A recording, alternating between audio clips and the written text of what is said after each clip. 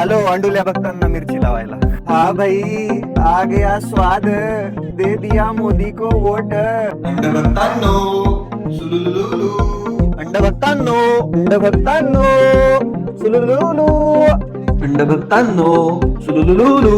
अंडभक्तांनो अंडभक्तांनो वाजवा टाळ्या टाळ्या. सिलेंडर येईल तुमच्या घरी. म्हणजे फडणवीस, उद्या माझ्या जीवाचं काही बरं वाईट झालं तर त्याला सर्वस्वी या राज्याचे मुख्यमंत्री देवेंद्र फडणवीस साहेब जबाबदार असतील. संसदेमधून नरेंद्र गायब, देशामधून सिलेंडर गायब. फडणवीस पंत 30 वर्षाच्या पोराला इथलं नाजायज सरकार आणि विशेषतः फडणवीस घाबरलेत घाबरलेत घाबरले. फडणवीस घाबरले. मी जास्त दिवस नसणार आहे. का बोलतोय असं? 2019 ला सुरुवात केली होती. सुरुवात करताना लई जळाले, म्हटले होणार नाही. फेसबुक तर चालू केलंय एक वर्षापूर्वीच 1 मिलियन झालेत. इंस्टाग्रामला 2 मिलियन झालेत. युट्यूबला 6 लाख झालेत. जय श्रीराम. मी अमोल कोते पाटील आणि भारत न्यूज मध्ये आपलं स्वागत आहे. आज मी इथे गोड गोड बोलायला आलेलो नाही. आज मला त्या फेसबुक क्रांतिकारकांचा बुरखा फाडायचा आहे जे सकाळी शेतकऱ्यांचा पुळका आणतात आणि संध्याकाळी जाती जातीमध्ये विष पेरण्याचं काम करतात. सुरुवातीला आम्हाला वाटलं एक वाघ जन्माला आलाय, मराठा आरक्षणासाठी लढतोय, शेतकऱ्यांसाठी बांधावर जातोय. आम्ही टाळ्या वाजवल्या, कौतुक केलं. पण आज तोच वाघ एका विशिष्ट इकोसिस्टमचा भाग बनून बसला आहे.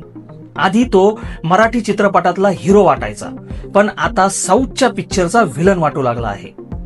आज त्याच तोंडून केवळ शिव्या, द्वेष आणि घाणेरडा जातीयवाद बाहेर पडतोय. अरे बाबा, तुला प्रश्न विचारायचे आहेत ना, मग धोरणावर बोल, भ्रष्टाचारावर बोल, सिस्टीमवर बोल. पण महाराष्ट्राच्या राजकारणात बायका मुलांना टार्गेट करण्याची संस्कृती कधीपासून आली? कुणीतरी देवेंद्र फडणवीस यांच्या पत्नीला टार्गेट करतंय, कुणीतरी पंतप्रधान मोदींच्या स्वर्गीय आईबद्दल अभद्र बोलतंय. हीच तुमची संस्कृती? हेच तुमचं सामाजिक कार्य? ही तर निव्वळ मानसिक विकृती आहे. शेतकऱ्यांचा मुद्दा तर फक्त एक बहाणा आहे. खरं ध्येय तर ब्राह्मण द्वेष आणि जातीय तेढ निर्माण करणं हेच आहे. गोपीचंद पडळकर किंवा पंकजा मुंडे यांच्या नावाखाली त्यांच्या संपूर्ण समाजाला शिव्या घालायच्या. फडणवीसांच्या नावाखाली एका विशिष्ट समाजाला टार्गेट करायचं. हे करून तुम्ही कसला समाज घडवताय? प्रत्येक जातीत 10-5% लोक चुकीचे असतात, पण त्यावरून संपूर्ण समाजाला भंगार म्हणणारे तुम्ही कोण? तुमच्या व्हिडिओमुळे आजवर एकाही शेतकऱ्याच्या सातबाऱ्यावरचा बोजा कमी झाला नाही, पण तुमच्या बँक बॅलन्सवर आणि फॉलोअर्सच्या आकड्यावर मात्र नक्कीच फरक पडलाय. तुम्ही समाजाचे कैवारी नाही, तुम्ही प्रसिद्धीचे भुकेले आहात. आज आपल्या मराठा समाजाच्या, हिंदू समाजाच्या लेकीबाळी लव जिहादच्या जाळ्यात ओढल्या जात आहेत. त्यांचं आयुष्य उद्ध्वस्त होतंय. तेव्हा तुमची दातखिळी का बसते? तेव्हा तुमच्या कॅमेराचा अँगल का बदलतो?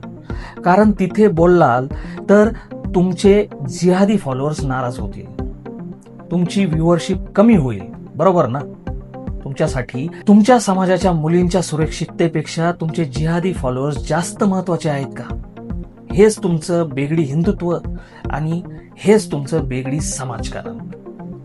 गावागावात मुलींना दिल्या जाणाऱ्या लसीबद्दल खोटी माहिती पसरवून अफवा पसरवायची आणि जेव्हा कायदा आपला हात दाखवतो, नोटीस धाडतो, तेव्हा लगेच कॅमेरा समोर धरून रडायचं.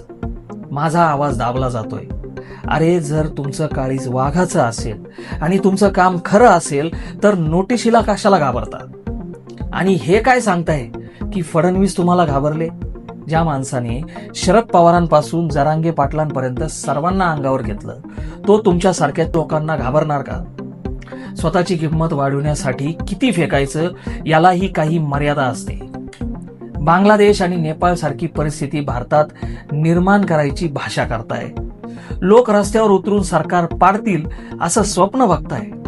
जर उद्या देशात दंगली झाल्या, जाळपोळ झाली तर त्यात नुकसान तुमचं किंवा नेत्यांचं नाही, तर माझ्यासारख्या सामान्य जनतेचं होणार आहे. तुम्ही तर एसी गाडीत बसून व्हिडिओ बनवाल, पण रक्ताचे पाट गरिबांच्या दारात वाहतील. अशा मानसिकतेच्या लोकांना आपण थारा देता कामा नये.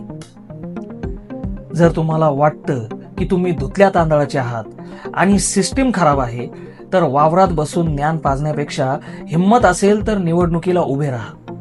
लोकांचे प्रश्न सोडून निवडून येऊन दाखवा. निव्वळ शिव्या देऊन घर चालवणं सोपं आहे, पण समाज चालवणं कठीण आहे. आणि जनतेलाही माझं एकच सांगणं आहे, अशा झुंडबळी निर्माण करणाऱ्या आणि फॉलोअर्ससाठी काहीही विकणाऱ्या लोकांपासून सावध राहा. जो धर्मासाठी उभा राहतो, जो सत्यासाठी नडतो, त्याला आपला पाठिंबा असावा. पण जो प्रसिद्धीसाठी आपल्याच घरात विष पेरतो, त्याला त्याची जागा दाखवून देण्याची वेळ आता आली आहे.